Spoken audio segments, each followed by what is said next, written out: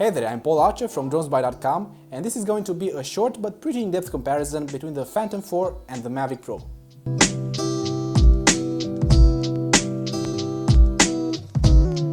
First, let's test how much time it takes for each drone to prepare for flight. In the first test, the Mavic will have the propellers on, but the Phantom won't. That's because Mavic can easily be stored with them on.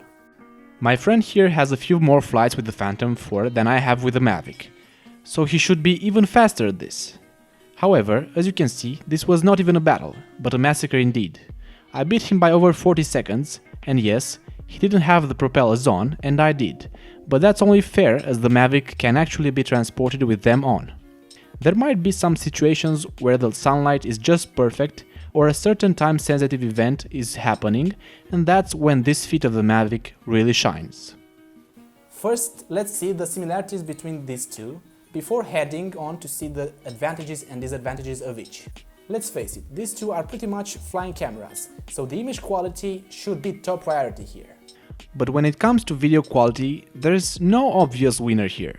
You might have gotten the impression from other videos that the image quality on the Phantom is obviously better, but that's not the case in real life. As you may know, the Mavic needed tap to focus for the image not to be blurry, but that was mostly a problem with the older DJI Go app. In a newer version, they have set it so when the Mavic is started, it automatically focuses to infinity, and only then you can manually focus if you want. The new DJI Go 4 app also makes sure to autofocus by itself from time to time, so you don't get blurry footage. The other difference between the cameras is the field of view, being wider on the Phantom 4, but the zoom-in looked on the Mavic really is something that I personally like. And although the Mavic does look a little less sharp, it has the same quality if focused properly, and it can be easily sharpened in post-production if you prefer it that way.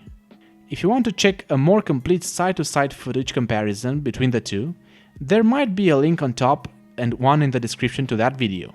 For other similarities, they both have two sonar sensors and two cameras below, and two cameras for obstacle avoidance in front.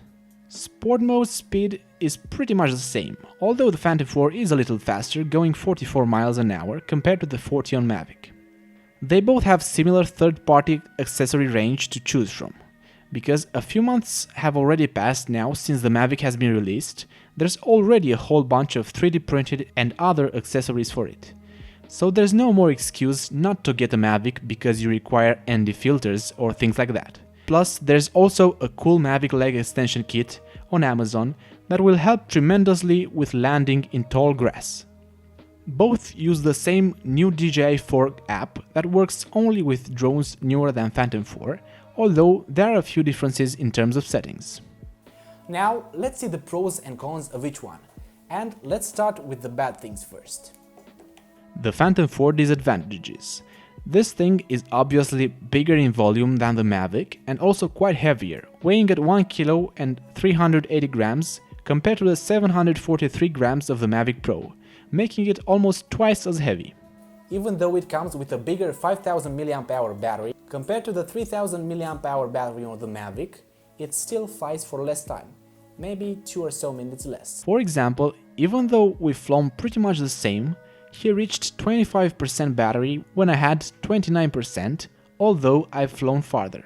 The Phantom 4 is also limited to 720p live feed resolution because the light bridge technology is inferior to the OcuSync on the Mavic.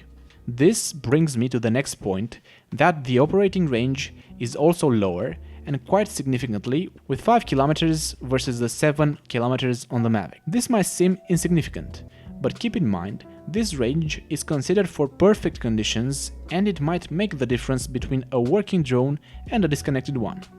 Although there are some nice advantages to having bigger landing gear, of which we'll talk later, the small landing area and the high profile of the Phantom 4 makes it more susceptible to tipping over when trying to land because of catching a drift that would turn it on one side. This can actually happen. Now let's say some bad things about the Mavic Pro. I really try to think hard about it and make it a fair game, but there's really not many bad things to say about the Mavic. However, here's what I came up with. It has a very low ground profile and you might get dust in your camera or cut through some grass if you're not careful. And you can't really grab the landing gear when the ground is unfavorable for landing. This can be fixed in some situations by getting a launching pad to avoid the dust, and maybe buy some cool landing gear extensions from Amazon for like $9. The foldable legs also have more potential to break than the fixed ones on the Phantom, although you could argue that they are also easier to replace than changing the entire frame. I think you've heard enough complaining already, so let's get to the advantages of the Phantom 4. Probably the most important thing I could think of is that a bigger tablet can be attached to the remote, so you have a clearer picture of how the footage looks like. A subtle difference is the fact that the Phantom 4 has a more professional look that might help in better impressing clients that might expect a bigger drone. However, if you're an actual professional or will use this for business, you're simply better off with the new Phantom 4 Pro. It's way easier to hand catch when the need arises. For example, in case you're filming on a boat that has an unstable surface, I'd prefer to be able to catch it. Or simply, if the ground isn't straight. The taller profile also makes it easier to land and take off from tall grass. Now for the advantages of buying the DJI MAVIC Pro. I'll say this again, but the simple fact that the drone and controller are so small and portable really makes the MAVIC a winner for me. OcuSync transmission allows up to 1080p live feed. You can actually switch automatically between HD and Full HD depending on signal strength, so it's making sure you're still getting a clear view. The controller screen shows important aircraft information even if the app disconnects. This is a very useful feature for when you're in trouble, as it shows you data like battery life, height, distance, clearance, and even signal strength. The only way to see info about the Phantom 4 drone is through the phone or tablet. No backup there. The foldable propellers can be left on the drone, making the flight prep way faster, as we've already seen.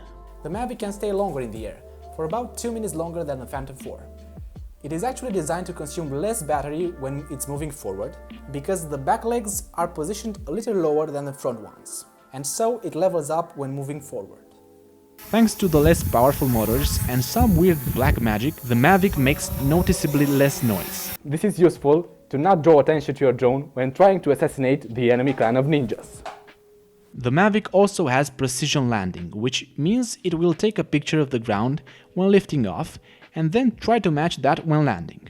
It might not work perfectly every time, but I have discovered that it almost always works better than the Phantom. Compared to the Phantom 4, the MAVIC also has a few additional flight modes, like the terrain follow and gesture mode.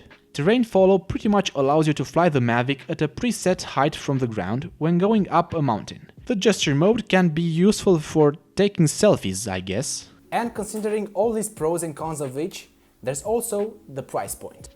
As the Phantom 4 is $200 more expensive right now, and I'm pretty sure the MAVIC Pro is the perfect choice for over 90% of people. So, if you've enjoyed this comparison, please make sure to subscribe for more content like this, and if you're still not decided, make sure you watch the video comparison test next. It should be on the screen right next to the subscribe button that you may have clicked by now.